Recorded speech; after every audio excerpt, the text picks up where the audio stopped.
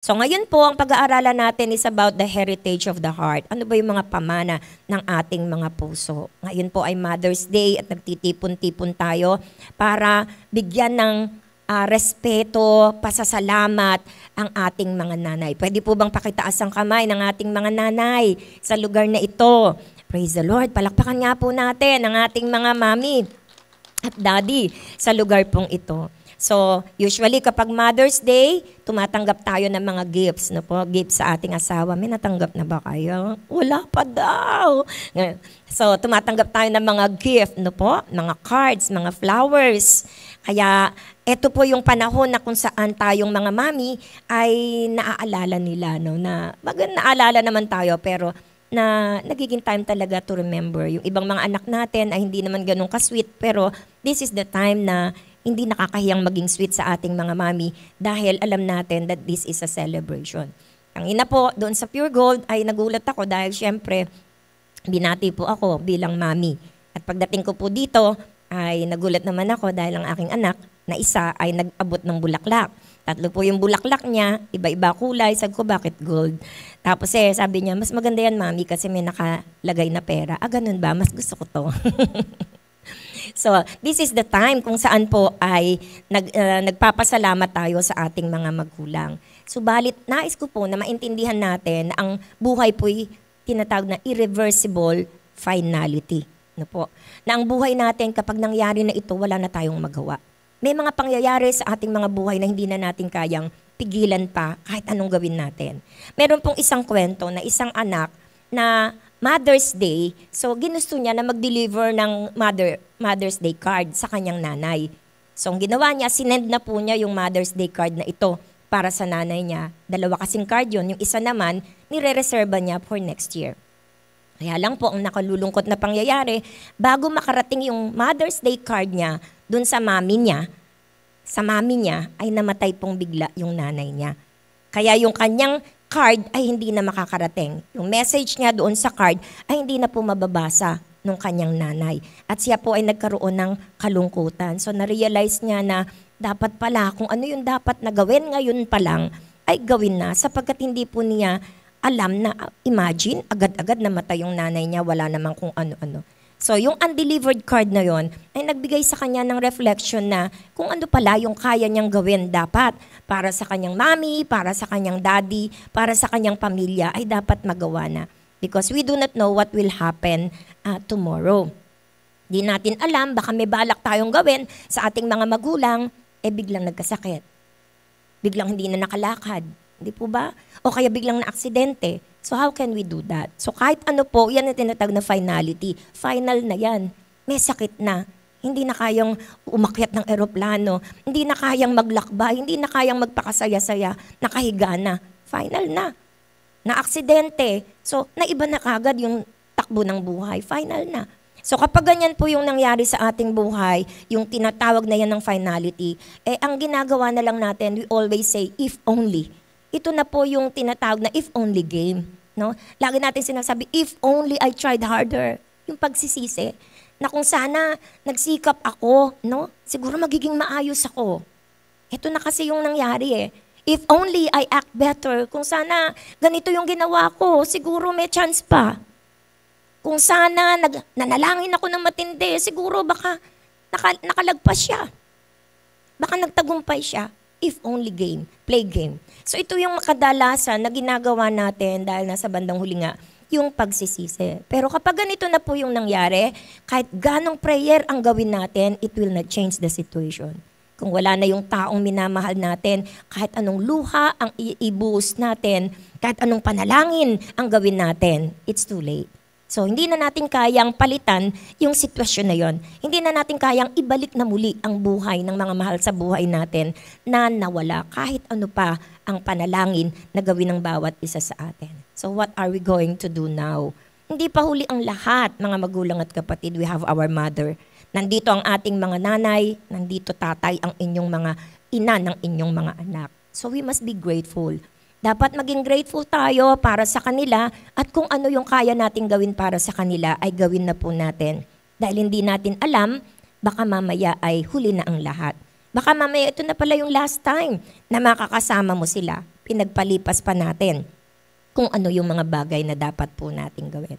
Kaya dito po sa istoryang ito ng pagdadala ng undelivered card, makikita po natin dito na yung pain of loss, yung sakit na biglang nawala na hindi mo naman inaasahan, na meron ka pang gustong gawin, na meron ka pang gustong i-fulfill, pero suddenly, biglang nawala. So mararamdaman mo yung pain of loss. Ano po? At ngayong araw na ito, we will focus on our mother, sa atin pong mga mother. At gusto ko na magkaroon tayo ng reflection mothers. No, reflection, nakakaiba. Hindi lang po basta yung nawala. Kasi sa ating mga magulang, may mga bagay na lumipas na. Sa ating relationship, sa ating ginawang pagpapalaki, may mga bagay na lumipas na. Pero hindi tayo doon magpo-focus lang. Hindi yung mga nawala lang. Because we are still alive at pwede pa nating maibigay at magawa ang mga bagay na hindi po natin nagawa sa ating mga anak. Amen po ba, mothers? Amen? Palakpakan nga po natin ang ating Panginoon. So today, we will recognize the ongoing role of a mother. Ano ba yung role natin bilang mga nanay? Pakinggan din po ng mga tatay at pakinggan din po ng mga anak. So mothers enduring impact.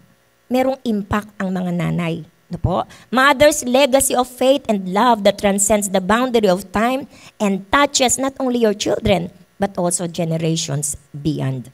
Yung legacy ng pananampalataya mo, yung legacy ng pagmamahal mo, hindi lamang ngayon, iyan po ay aabot maging sa susunod na saling lahi. Kaya napakahalaga po ng role natin bilang mga nanay.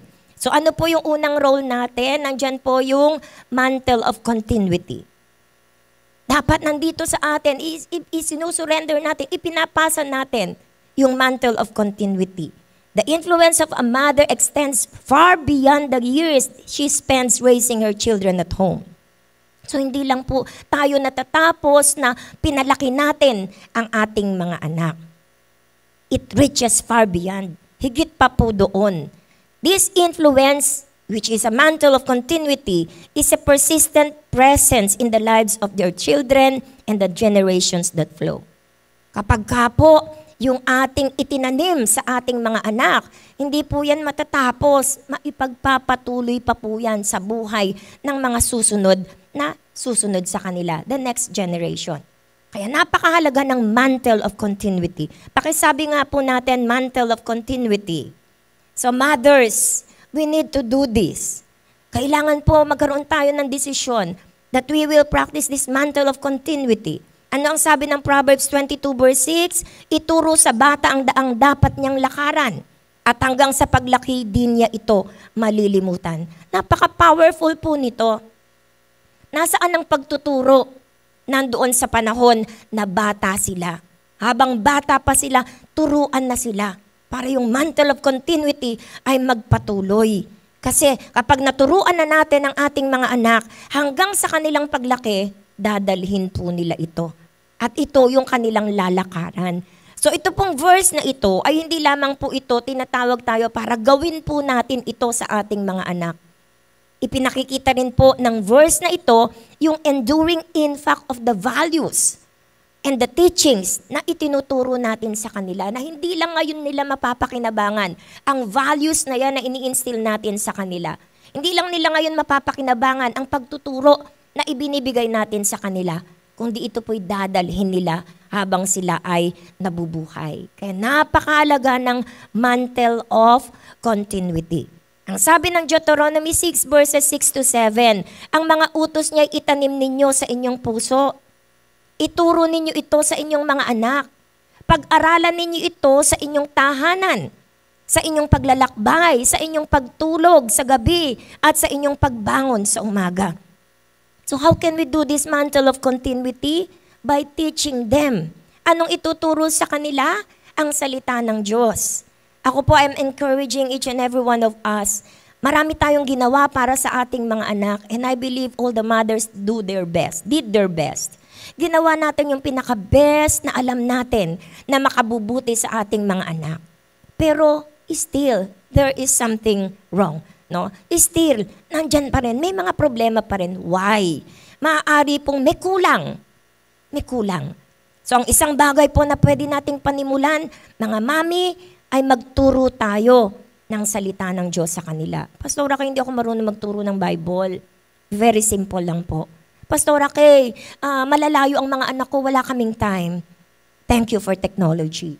So ako po, I suggest that this is the time that we start instilling more of the principles of God in the Bible in the hearts of our children by having a Bible study. Kahit po online, na magkaroon tayo ng online Bible study. Sa sobrang busy natin, wala na tayong panahon para maintindihan kung ano nangyayari sa ating mga anak. Hindi na natin alam ang kanilang katagumpayan. Hindi na rin natin nababalitaan ang kanilang mga failures, ang kanilang mga problema. Karaniwan doon na sila sa mga kaibigan nagsasabi ng kanilang mga problema because we are so busy. Dahil tayo yung mga busy. But in this Bible study, if we will design this to know our children and to teach our children much better because the power of the Word of God is so powerful. Hindi yung katulad ng ating mga pangaral, ang salita po ng Diyos ay matalim na taba. So how will you do it, parents, mothers? Magkanda kayo, magawa kayo ng GC ng inyong mga family. Ilagay nyo doon si Mami, Daddy, Ate, Kuya, Diche, Sanse, Diko, Bunso. Ilagay nyo lahat doon. Kung may apo pa, ilagay din po natin lahat doon. And then set a time that once a week you will have an online Bible study. And ano po yung mga nandun na pwede nating ilagay doon? So pwede nating ilagay doon ang pagbabasa ng salita ng Diyos. Pwedeng 1 chapter a day and then sharing. Anong masasabi mo dito sa salita ng Diyos? Sharing. And in that way, mag-cooperate sila. Sila din magsasalita. Marirealize natin ano nasa puso ng ating mga anak. Makikilala natin sila. Malalaman natin ang kanilang sitwasyon by this time. When they share, dun sa nabasa nila sa salita ng Diyos. And then after that, na nag-share sila, ipag-pray natin. Before we pray, ask for them. Anong gusto nating ipag-pray? Lilitaw ang mga problema nila. And then we have testimony. Pwede ba mag-update tayo? What are the victories that God has given you? So makikita natin yung katagumpayan nila. And in that way, nadidevelop yung ating relationship, buong family. And ang salita ng Diyos ay na-instill natin sa kanila.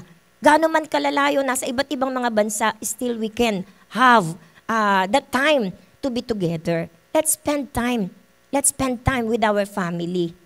Kaya po, I am suggesting so that we can teach, maituro natin ito sa loob ng ating tahanan. Let's make a way. Gumawa tayo ng paraan. How can we teach the Word of God to them? Very simple. Babasahin anong reflection sa'yo, anong sinabi sa'yo, ganito, ganyan. Walang mali. Tapos ikaw ang magko-conclude and then maipapaliwanag mo ito. So very simple, very short, and you will have your family time and you will know your children, know their problems, know their victories, and you can pray for them. So I think this is the best na pwede po nating gawin upang sa ganon ang ating mantle of continuity, which is not complete, ay makumpleto po ng bawat isa sa atin. Amen po ba? Praise the Lord. Palakpakan nga po natin ang ating Panginoon. So with the Word of God, ito po'y punong-puno ng words of faith. And we need faith in this word today. Napakahalaga po ng pananampalataya sa panahong ito. Nakita ko yung isang ipinapasa na news na magkakaroon ng storm, parang sa geomagnetic storm, which we do not know what will happen. So we need faith. Baka matakot ka na. Ano nang gagawin mo? Words of faith that we can only achieve in reading the Word of God. Words of wisdom. If we have the fear of the Lord, ito pong fear of the Lord is the beginning of wisdom. Saan din ang galing? Sa salita ng Diyos. In our world today, we need wisdom in dealing with people, in having friends. Kailangan magkaroon ng wisdom ang ating mga anak. Paano ba makikipagkaibigan? Sino ang iiwasan? Paano sila madideceive? Anong mga deception? And we can know that, kapag tayo po ay nagtanim ng salita ng Diyos. We can shape our children with the Word of God. Hindi nila pakikinggan ang ating salita. Pero kapag sila mismong nakabasa ng mga principle ng Lord, and it is very powerful, we claim it by faith that that Word will change their lives. Na ang salita ng Diyos na yon ang babago sa kanilang mga buhay. Kaya po, ang ating mga buhay, mga magulang at kapatid, let's start right. Let's have the continuity let's have the mantle of continuity. Kung wala pa tayong nasimulan, let's start. Meron pa po tayong panahon. Meron pa po tayong buhay. Meron pa po tayong oras na pwedeng pagsamasamahin ang ating mga pamilya. Amen po ba? Praise the Lord. Sapagkat ang ating itatanim sa kanila will be lasting. Not only the time, but in the future. Ay magagamit po iyon ng ating mga anak. And I believe in my heart na walang ina na nag-iisip ng ikapapahamak ng kanyang anak. All we are doing is para mag-guide ang ating mga anak. Amen po ba? Ang sabi, a mother's role does not diminish as your children age. Kapag tayo tumatanda ng ating mga anak, hindi pwedeng wala na tayong role sa kanilang mga buhay. Kundi daw po, the foundation you have laid will continue to guide them. Kung meron tayong pundasyon na inilaid, ibinigay sa kanila, iyon ang patuloy na maggagabay sa kanila. Question, nakapagbigay po ba tayo ng pundasyon sa ating mga anak? If we have not yet built the foundation of the principles of the Word of God in their lives, wala po tayong aasahan, nakakakitaan po natin sila ng mga prinsipyo ng Diyos na i-apply nila sa kanilang mga buhay. But today, ay pwede tayo magsimula ng panibago na maitatanim natin ang mga pundasyon ng salita ng Diyos sa kanilang mga buhay. Amen po ba? Praise the Lord. And I pray na ito pong mantle of continuity ay maging responsibility ng bawat isa sa atin. Ito po ay gawin nating responsibility, gawin nating responsibilidad. Mahal natin ang ating mga anak. And so we need to plant the seed in their hearts, in their minds. I-plant po natin ito sa kanilang mga puso, sa kanilang mga isipan, sapagkat ang itatanim natin sa kanila ay pangmatagalan. Lalo na po ngayon sa panahon ng social media. Ako po may nakita sa FB, 10 most dangerous child in the world. 10 daw na dangerous child in the world. Pinanood ko po yun. Alam niyo, yung mga bata na yun, ang bata pa pumatay na ng tao. Ang nakakasyak, sabi nung isa, bakit mo ginawa ito? Hindi siya nagsisi, nakapatay na po siya ng 3. Pang-4 na sana, tuwang-tuwa siya. Nahuli po siya. Tapos tinanong siya, nung magpunta siya doon para i-judge po siya, nagsuot pa ng t-shirt. Alam niyo, nakalagay sa t-shirt, killer. Killer.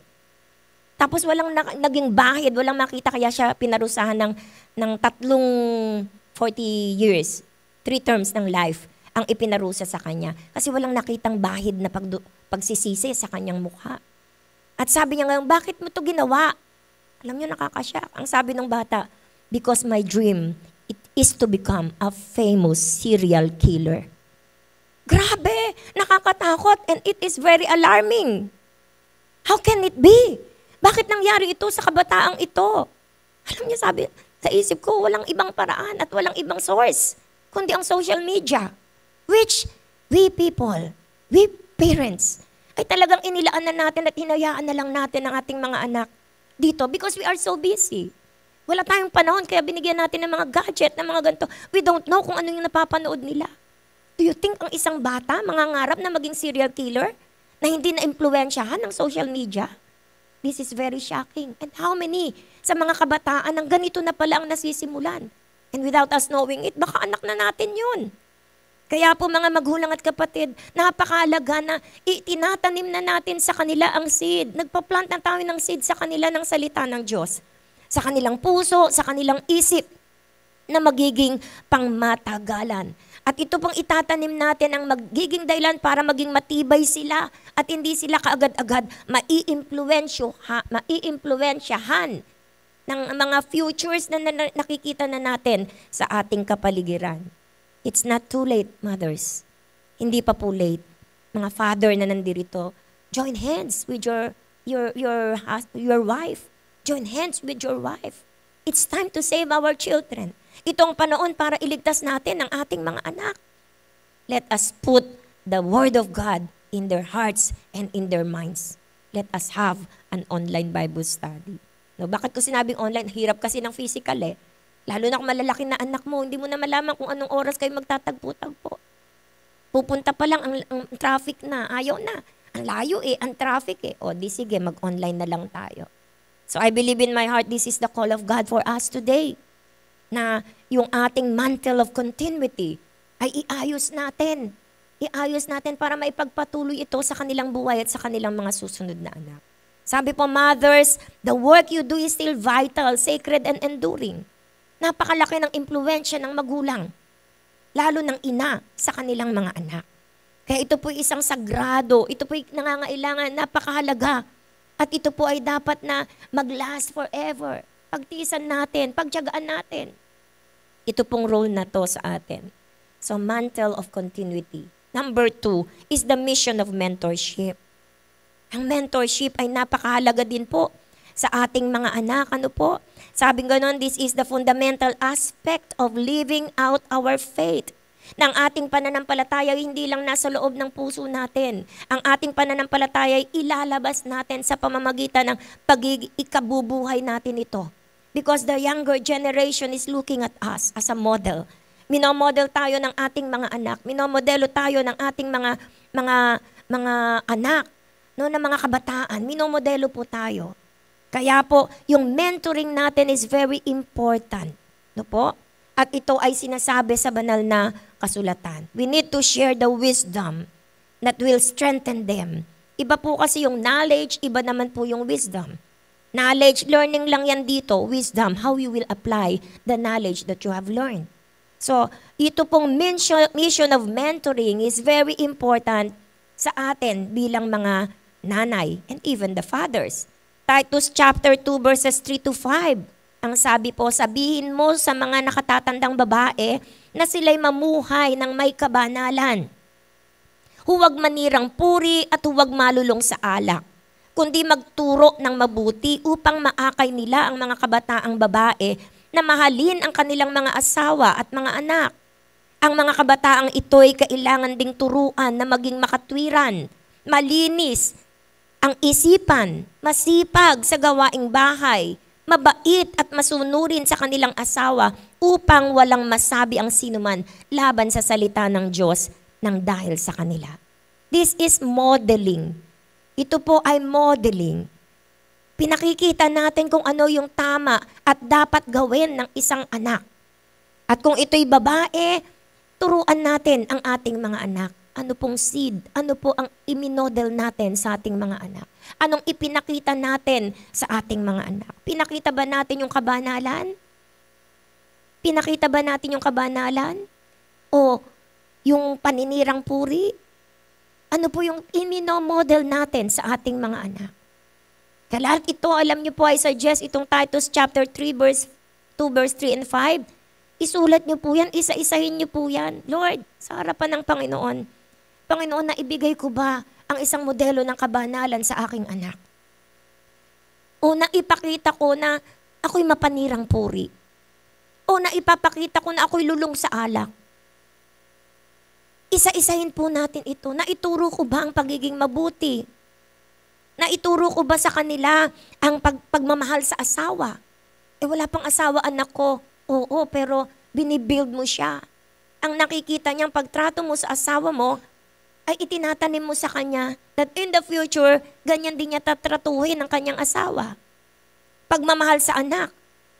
Wala pa silang anak.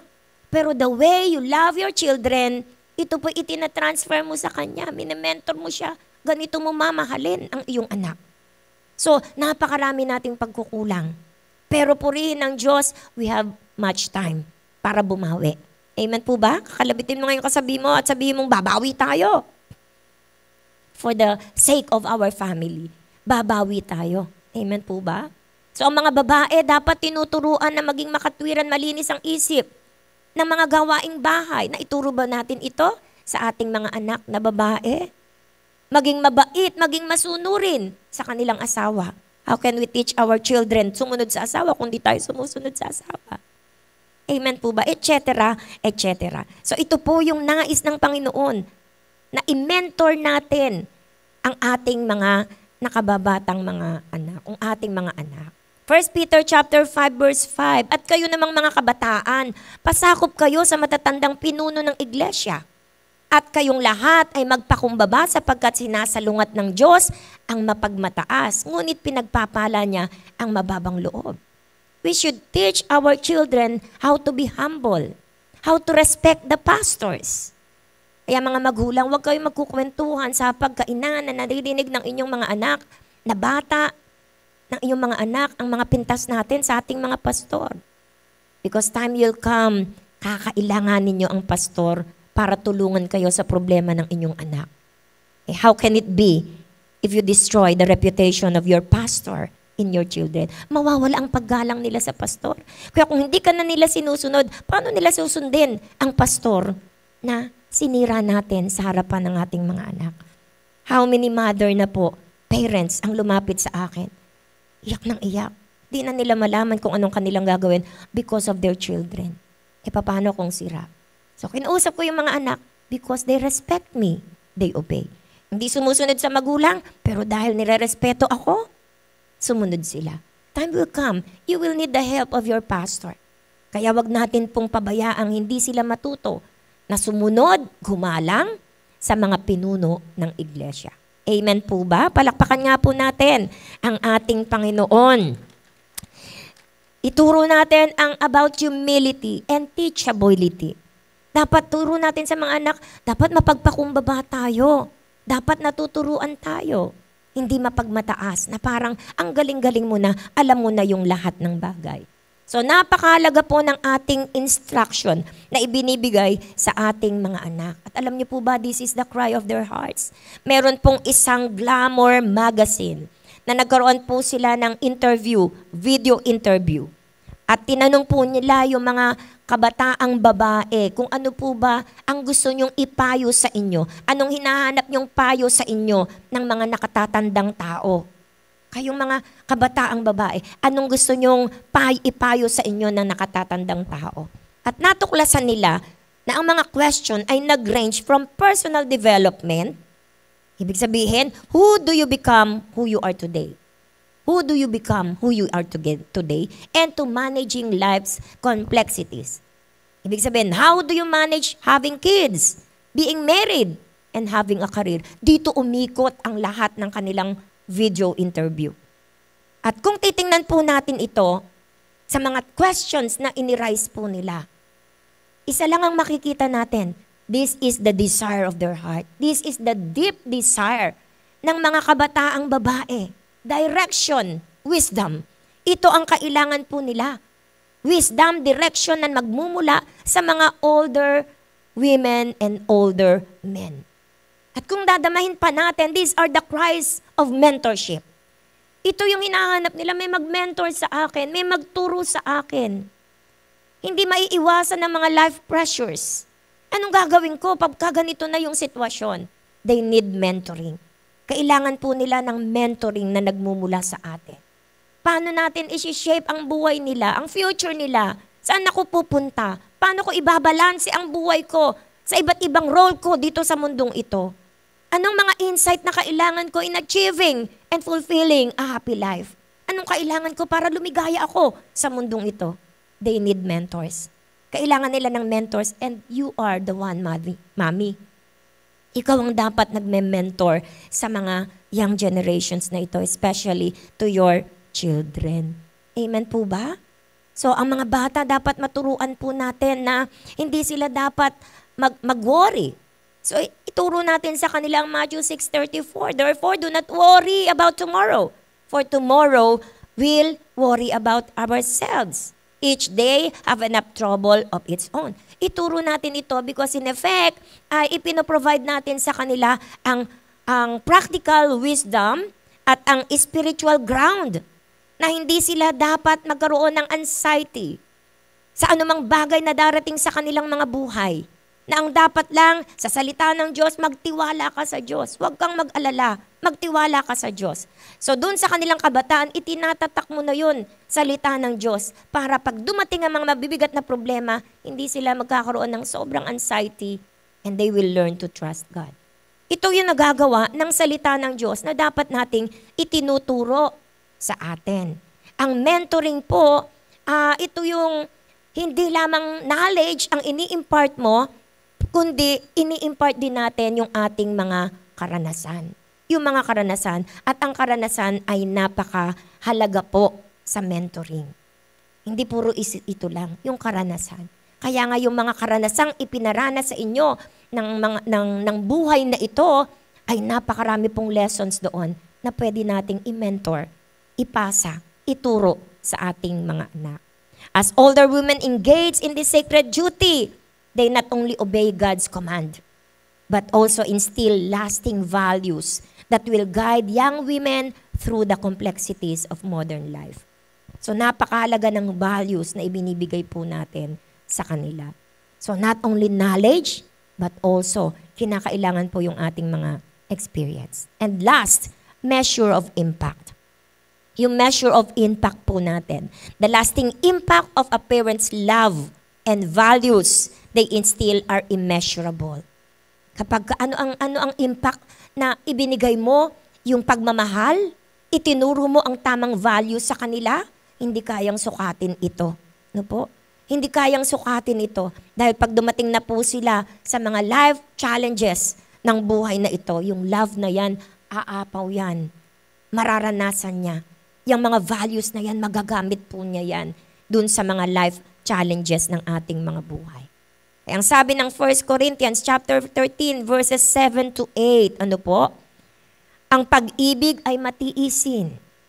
Anong impact? Hindi na natin kayang subaytuhin ang ating mga anak. Bakit nagkaganito ang ating mga anak? I think, sabi nga gano'n, ang mananatili na lang sa atin yung pagmamahal. Huwag nating bawasan ang pagmamahal. Dagdagan pa natin ang pagmamahal. And what is love? Ang pag-ibig ay matiisin, mapagtiwala, puno ng pag-asa, nagtsatsaga hanggang wakas. So let us evaluate ourselves in relationship with our children. Tingnan natin, eto kulang ako, Lord, hindi ko na po kaya. And let us cry out unto the Lord. Matatapos ang kakayahang magsalita ng mensahe mula sa Diyos, titigil rin ang kakayahang magsalita ng iba't ibang mga wika, at lilipas ang kaalaman, ngunit ang pag-ibig ay walang katapusan. Ang pag-ibig ay walang katapusan. So this is the nature of love, the powerful nature of enduring love. This is the mother's love. Kaya nga po minsan kahit anong mangyari, ang nanay, nandyan mararamdaman mo yung loving, yung love niya, yung protection niya, na kahit na gumawa ka ng mali, still, ibinabangon niya ang kanyang sarili para mabuo pa rin ang pagtitiwala. Still, naghahanap pa rin siya ng kahit konting pag-asa na madadala sa tamang direksyon ang kanyang anak. And still, we are praying that maimpluwensyahan siya ng mga taong ilalapit ng Diyos sa kanya. The love of the mother. Po. Hindi tayo sumusuko. We are praying. Sabi ng 2 Timothy chapter 1 verse 3 to 5, tuwing inaalala kita sa aking panalangin araw at gabi. Mothers, naaalala ba natin in prayer ang ating mga anak araw at gabi? Kung wala na tayong magawa, alalahanin sila araw at gabi sa pamamagitan ng ating panalangin. Nagpapasalamat ako sa Diyos na aking pinaglilingkuran ng may malinis na budhi, gaya ng ginawa ng aking mga ninuno. Kapag naaalala ko ang aking pagluha, nananabik akong makita ka upang malubos ang aking kalagalakan. Hindi ko nalilimutan ang tapat mong pananampalataya. Tingnan mo, sabi ng anak, hindi ko nalilimutan ang tapat mong pananampalataya. Na unang tinaglay ng iyong lolang si Loida at ni Eunice na i-transfer. Lola sa apo, na i-transfer yung pananampalatayang iyon. Natitiyak kong nasa iyo rin ang pananampalatayang ito. Lasting impact. Ano po? Yung lasting impact na ibinibigay po ng ating pagtuturo sa ating mga mahal sa buhay ay napakahalaga po na maibigay po natin sa kanila. Dahil hindi kayang sukatin ang impact na mararanasan ng ating mga anak kapag ka po naibigay natin ng tamang pagtuturo sa kanila. Amen po ba? And in conclusion, what is the enduring role of a mother? We have explored the mantle of continuity. Tatlo yan, no? Mantle of continuity, mission of mentorship, and the measure of impact. It's revealing the profound influence of a mother has not just during the years of active parenting, but throughout the entirety of life and beyond. This is our dream, mothers. Ng ating mga anak ay hindi lang natin nakikita sa present na nagtatagumpay, nagiging maayos ang buhay. Our dream is I believe you will agree with me that even wala na tayo sa mundong ito, doon na tayo sa kalangitan, iiwan natin ang ating mga anak na maayos. Maayos ang buhay. Maayos ang kalagayan. Maayos ang relasyon. This is the dream of all the matters. Amen po ba? And we can only do this if we do the mantle of continuity, the mission of mentorship, and the measure of impact. Kaya po, tulungan natin ang ating mga anak. Ngayon, unawain natin, tingnan natin ano ang pinanggagalingan nila. Kung meron tayong nagawang kasalanan, humingi tayo ng sorry sa kanila. Tanungin natin. Because there are so many love languages. And I believe all the mothers talagang all out ang pag-ibig na binibigay ng nanay sa kanilang mga anak. But sad to say, sometimes the language of your children is different from your language of love. Iba pala ang lengguwahe ng pagmamahal ng anak mo kaysa sa lengguwahe ng pagmamahal na binibigay mo. Example, ang lengguwahe mo is to supply all the needs of your children. Lahat ibibigay mo. This is your language of love. Pero ang language of love pala ng anak mo, give time. Magbigay ka ng panahon sa kanya. Pakinggan mo siya. Kausapin mo siya. Which hindi natin nagawa. Puro gadget, puro pera, everything, material things. Ang gusto pala ng mga anak natin, ang language pala nila is time. So talk to your children. Kausapin natin yung ating mga anak. Anong saysay na meron tayong matagumpay na negosyo? Anong saysay na nasa atin na ang lahat? If napakalungkot naman ng ating pamilya. Kaya mga magulang at kapatid, mga business people, let us pray to the Lord, seek God, kilalanin pa natin ang ating mga anak. Let's observe, anong pinanggagalingan mo? Bakit nagkaganyan ang ating anak? And then iluhod natin sa panalangin natin sa ating Panginoon. And let us start teaching them the values of love, patience, humility, fear of the Lord. Let's start teaching them. And let us start opening the Bible to them. And I believe the Bible is the solution. Even na hindi na tayo mangaral, even na hindi na tayo magsalita, let them see the Bible. Let them read the Bible by giving time kung saan ang ating pamilya ay magtitipon-tipon para mag-aral ng salita ng Diyos. Again po, ulitin ko, the program that you are going to do to know your children, and I believe this will be a great help to you, is that read one chapter of the Bible, share kung ano yung mga revelations ng Lord sa inyo, give them time to speak ayon doon, walang mali. And then, allow them to give testimony. Kumusta kayo? Anong ginawa ng Diyos sa buhay nyo?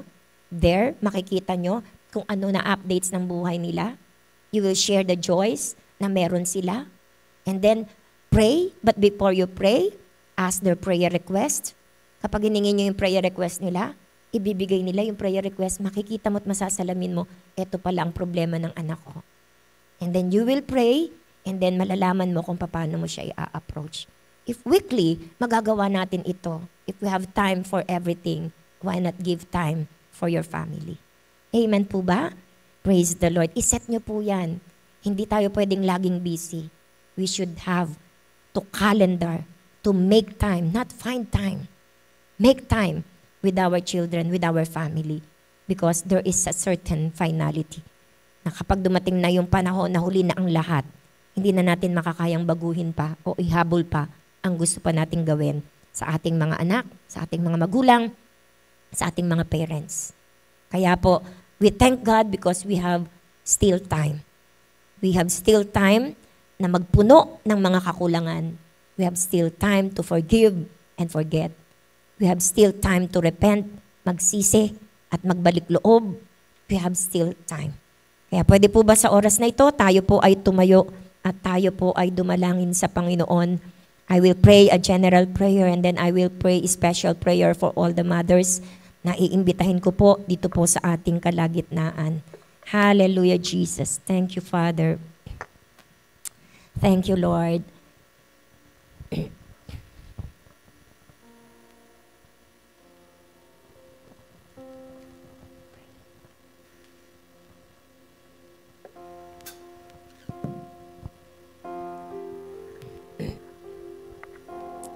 Thank you, Jesus. Hallelujah. For me and my house, we're gonna serve you. For me and my house, you get the praise. For me and my house, we're gonna love you always. Pwede po bang itaas natin ang ating mga kamay and let's declare it for our family. We're gonna serve you. For me and my house, you get your way. For me and my house, we're gonna love you always. One more time, let us declare it. For me and my house, we're gonna Yes, serve Lord. you. For me and my house, Let it be done, you Lord. get the praise. For me and my house, we're gonna love you always. For me and my house, Hear it from we're heaven, gonna Lord. worship. For me and my house, you get your way. For me and my house, we're gonna love you always. Pwede po bang maanyayahan ang ating mga nanay dito po sa harapan? Pwede po bang maanyayahan lahat ng mother dito po sa harapan? I just want to pray for you. Hallelujah. Thank you, Jesus. Amen. Thank you for all the mothers na nandito po sa ating kalagitnaan. Sige po, mga mother. Punta po kayo dito, mothers. Lahat po ng nanay dyan, inaanyayahan po namin kayo. Pumunta po kayo dito sa harapan. Thank you, Lord, for our mothers. Hallelujah, Jesus. Hallelujah, Lord. Pwede po bang aawitin natin minsan pa ang awiting ito? Tayo po na nandyan sa likuran, idulog natin sa Panginoon ang ating mga nanay na nandirito sa ating harapan, nagpagal, nagsikap, ibinigay ang lahat ng kanilang magagawa para sa kanilang mga anak at para sa kanilang pamilya. And let us declare this once again before I pray for me and my house. Hallelujah. For me and my house, we're gonna serve you. For me and my house, you'll get the praise. For me and my house, we're gonna love you always. Come on. This is our declaration, For Lord. me and my house, we're gonna worship. For me and my house, you get your way. For me and my house, we're gonna love you always. Hallelujah. Me and my This is house, our we're declaration, oh gonna God. serve Let you. it be For done. me and my Let it be house, settled in heaven. you get your Let it be settled in For heaven, me Lord. and my house, we're gonna love you always. Ama naming Diyos na makapangyarihan sa lahat, patuloy po kaming nagpapakumbaba sa iyong harapan. Itinataas ko po sa iyo ang mga mami, ang mga nanay, ang mga ina ng tahanan na nandirito sa iyong harapan, O God. Lord, kilala mo po sila. Alam mo ang sitwasyon ng kanilang buhay. Alam mo ang kanilang mga relasyon sa kanilang mga anak. Kung may problema man sa kanilang mga anak na iniiyak sa iyo, araw at gabi, alam mo po at nababatid mo ito, Panginoon. May mga nanay na hindi na po nila alam kung ano pa ang gagawin nila. Kulang. Hindi nila alam kung ano pa, Panginoon, ang kailangan upang ang kanilang mga anak ay maibalik sa tamang landas. Araw at gabi, umiiyak, Panginoon, ang mga inang ito. Sa oras na ito na Mother's Day, Lord, we pray, katagpuin mo, Panginoon, at pakinggan ang panalangin ng aming mga mami. Lord, kumpletuhin mo po ang kanilang kagalakan. Bigyan mo ng kapayapaan ang kanilang mga puso. Bigyan mo ng katugunan ng kanilang mga panalangin. Ano man ang mga problema, ang mga suliranin, lalong higit kung ito'y sa relasyon sa kanilang mga anak. Be with them, Lord, in the name of Jesus. Itinataas namin saan man naroroon ang mga kabataang ito, ang mga anak na ito, saan man sila naroroon, ano man ang kanilang ginagawa. Lord, dalisayan mo ang kanilang mga isip, enlighten their minds, oh Father, in the name of Jesus, allow them to remember what this mother has done unto their lives.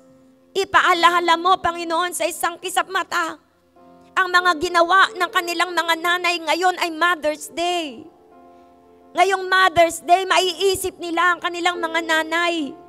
Ama naming Diyos, Banal na Espiritu Santo, kumilos ka sa mga anak na ngayon ay naiisip na Mother's Day kahit saan kami pumunta, kahit saan kami kumain. Maipapaalala mo sila sa kanila, ngayon ay araw ng mga ina. At pagpahintulutan mo, Panginoon, na maalala nila ang kanilang mismong ina. Kung meron mang sakit, kung meron mang sama ng loob, kung meron mang galit, kung meron mang selos. Lord, ano man ang mga negative spirit na naitanim ng kaaway, ano man ang mga lying spirit, deceiving spirit, na naitanim ng kaaway patungkol sa kanilang pagtingin sa kanilang mga nanay. Lord, we pray, Holy Spirit, speak to these children, saan man sila naroroon, enlighten their minds, at maalala nila ang mga mabubuting bagay na ginawa ng kanilang mga nanay sa kanilang mga buhay. Maalala nilang sakripisyo, maalala nilang pag-aalaga, maalala nilang pagtulong, maalala nilang mga payo na ibinigay ng kanilang mga nanay. At ibalik mo ang mga anak na ito sa pagmamahal sa kanilang mga magulang. In the name of Jesus, we destroy the works and the deception of the enemy upon the hearts and minds of these children. In Jesus' name. In Jesus' name. And Lord, let the spirit of enlightenment, light, in the name of Jesus, overflow upon their hearts and their minds. In Jesus' name. And spiritually, Lord, let them be bound in the Spirit. In Jesus' name. Lord, katagpuin mo at pagtagpuin mo ang espiritu ng mga magulang, ang espiritu ng mga nanay, at espiritu ng mga anak, at bigkisin mo ng pagmamahalan, bigkisin mo ng pag-uunawaan, bigkisin mo ng pagpapatawad, bigkisin mo ng pagsisisi, bigkisin mo ng pagpapakumbaba, in the name of Jesus. And we claim your victory upon their relationship. Ang mga nanay, Panginoon, tulungan mo kami. Sa aming mga kakulangan, punuin mo kami. Sa aming mga kamalian, patawarin mo kami. In the name of Jesus. At bigyan mo kami ng pagkakataon na makapagsimula kasama ang aming mga anak ng bagong buhay. Kung saan ikaw ang gitna, you are the center, Lord. Your word is the center of our lives. Lord, itinataas ko po sa iyo ang mga ama ng tahanan ng mga anak na nandirito, ang bawat isa sa amin ng mga business people. Lord God, in Jesus' name, make a way na magkaroon kami ng panahon, isang panahon para sa pamilya na kasama ka. Our Bible study. In Jesus' name. And Lord, we believe that you will reveal yourself to us. And Lord, ang bawat pamilya ay lalo mong bibigyan ng katagumpayan at bibigkisin ng pagmamahalan. Ingatan mo po kami sa buong linggong ito. Ano man po ang pangangailangan ng bawat isa sa amin, ipagkaloob mo po. Ang mga may sakit at karamdaman, pagalingin mo po. Ang mga negosyong ipinagkatiwala mo sa kanila, paunlarin mo po. Give them wisdom to manage their business. Make them head and not the tail. And let the spirit of abundance be upon their businesses. In the name of Jesus. We dedicate to you this week, Lord. Idinededicate namin, inihandog sa iyo ang buong linggong ito. Inaangkin namin ang iyong katagumpayan at ibinabalik namin sa iyo ang lahat ng karangalan at kalwalatian. At idinideklara namin walang anumang mangyayari sa amin sa buong linggong ito na hindi mo kapahintulutan. And we trust in you, Lord. At kami nagtitiwala sa iyo because you are in control of our lives. You are in control of our family. You are in control of our sources of income. You are in control of our businesses. Father, we praise you. We thank you. In Jesus' mighty name we pray. Amen and amen.